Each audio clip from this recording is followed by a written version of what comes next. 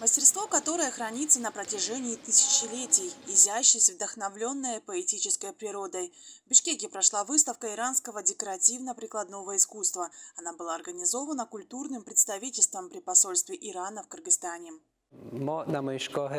Мы уже в третий раз проводим эту выставку и третий раз именно в священный месяц Рамазан. Два представленных здесь искусства очень тесно переплетены с исламом, потому что каллиграфия и золочение — это используется для декоративного оформления священных книг. Также у нас здесь есть два мастера, которые представляют именно то декоративное искусство Ирана, которое считается самым узнаваемым, это роспись эмали и живопись на мраморе. Выставка представляет более 120 работ, что является рекордом для подобных мероприятий.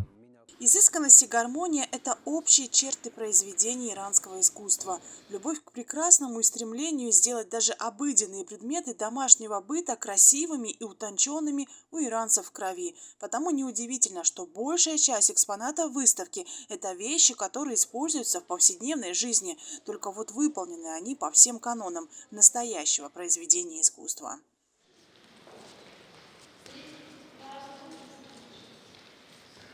Роспись по эмали – это, пожалуй, самое узнаваемое иранское искусство. Ему насчитывается 3500 лет. Первые образцы, которые были обнаружены на территории страны, датируются примерно 15 веком до нашей эры. Каждое это изделие прошло термическую обработку в печи при температуре от 800 до 1000 градусов, потому эти тарелки, вазы и медальоны могут храниться веками.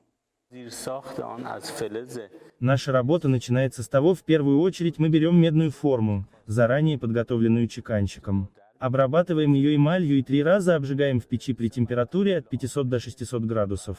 После этого уже на белой поверхности начинаем рисовать. После нанесения рисунка изделие вновь отправляется на обжиг.